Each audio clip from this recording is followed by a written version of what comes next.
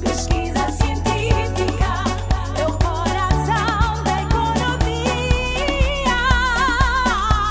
Pesquisa científica é o calor do coração.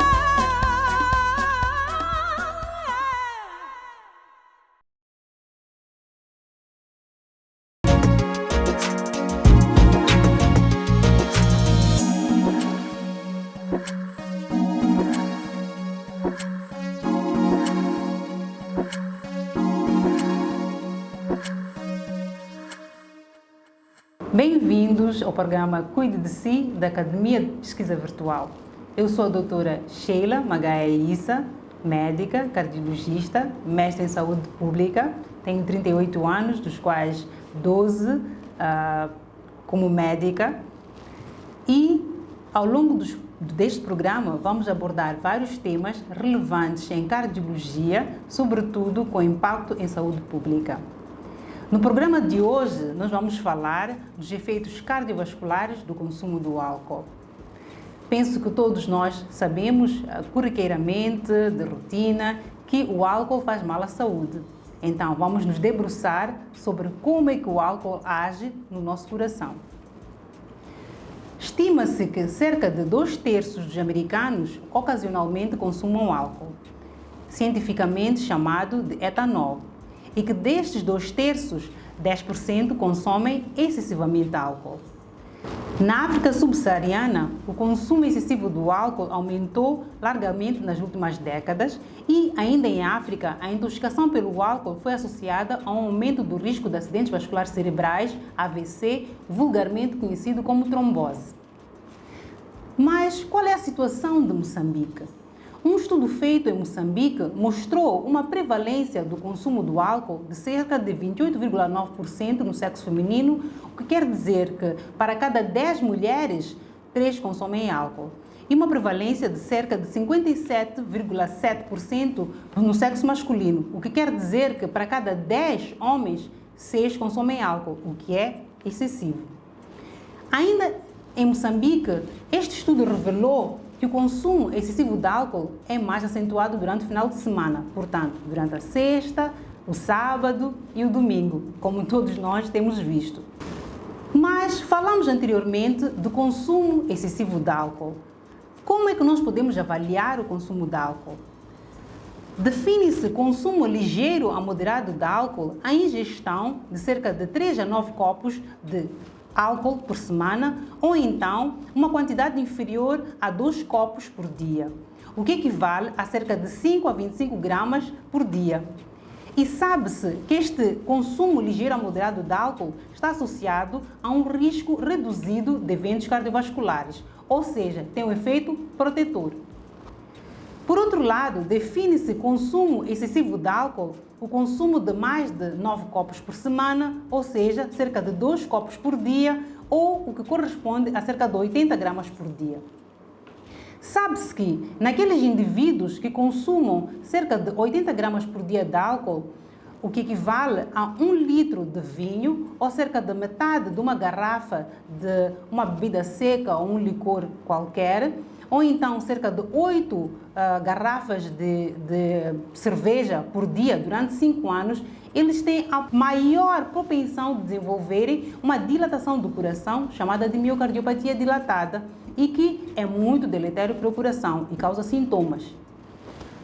Existe um outro termo, chamado de binge drinking, do inglês, que refere-se a um consumo excessivo de álcool, porém em curto espaço de tempo, como por exemplo quando se sai com amigos, com colegas, para consumir álcool, para se divertir, mas fica-se poucas horas e consome-se grandes quantidades de álcool.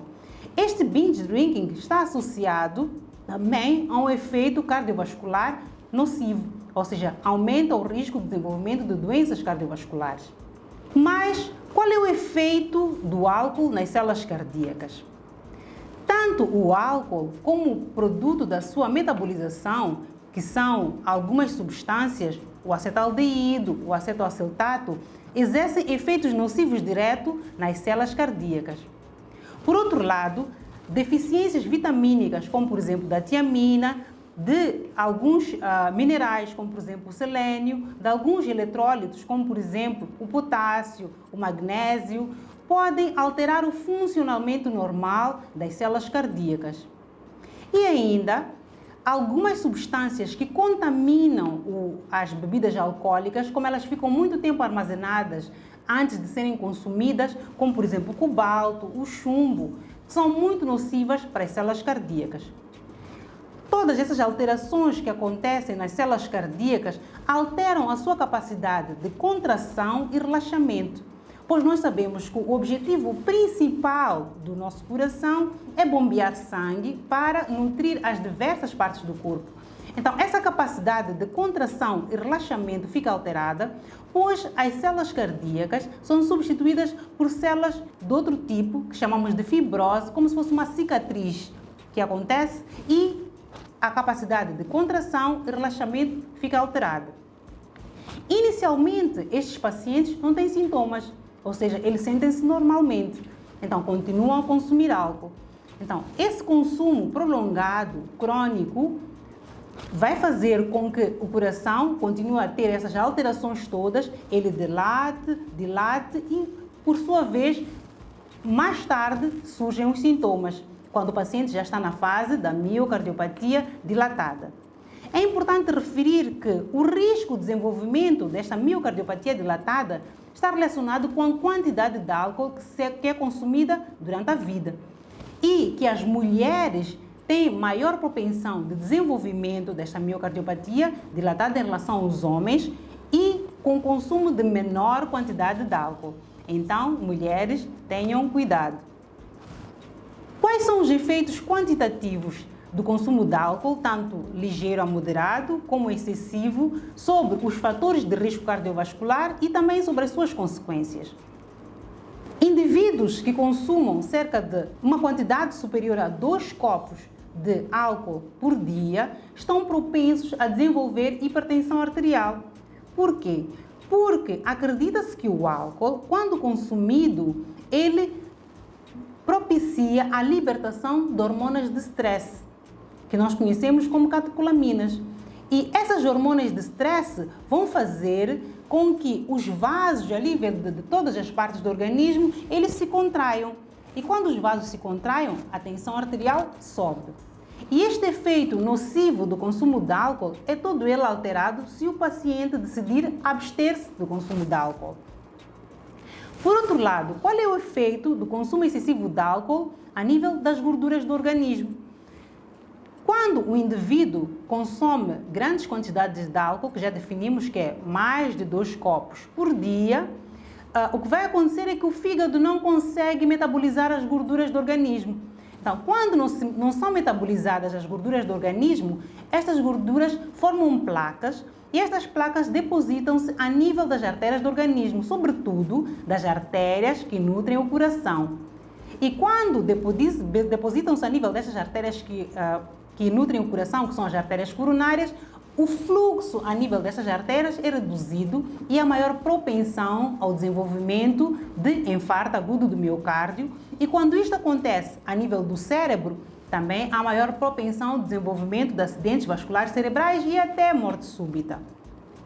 Por outro lado, nos indivíduos que consomem quantidades reduzidas ou moderadas de álcool, que nós definimos como menos de 2 copos por dia, este consumo tem um efeito protetor. O que acontece? É que alguns estudos mostraram que esse efeito protetor é maior, ou pode ser maior, com o consumo do vinho, porque existem algumas particularidades, algumas pequenas partículas que o vinho tem, sobretudo o vinho tinto, que protege o organismo. O que este consumo ligeiro a moderado do álcool faz? Ele impede a formação de coágulos a nível do organismo e, se não há formação de coágulos, as artérias, o sangue nas artérias flui normalmente e impede esses acidentes vasculares cerebrais, esse infarto agudo do miocárdio.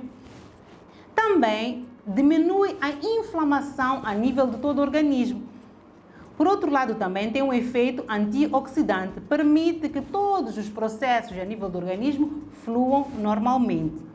E também permite que se forme a boa gordura, que nós chamamos o colesterol bom, que é o HDL, que protege o organismo. E tem mais um efeito bom, o consumo de álcool em pequenas quantidades, ou seja, ligeiro ou moderado. Ele permite que seja reduzida a resistência à insulina, ou seja, o organismo tem maior sensibilidade à insulina. O que é a insulina? A insulina é uma hormona que é libertada, que serve para a internalização do açúcar dentro das células, para a produção de energia. Então, produz-se mais energia e a célula fica mais vigorosa, o organismo também fica mais vigoroso. Então, estes são todos os efeitos benéficos e nocivos do consumo de álcool. Ou seja, concluindo, o consumo excessivo de álcool tem efeitos deletérios para o organismo e o consumo ligeiro ou moderado de álcool tem efeito protetor. Então, hoje é o que nós tínhamos para falar acerca do consumo do álcool.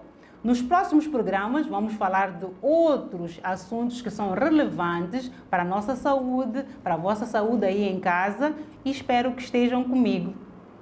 O Cuide de Si termina por aqui. Espero ver-vos numa outra oportunidade. Cuidem de vocês, das vossas famílias e, sobretudo, consumo ligeiro ou moderado de álcool. Obrigado!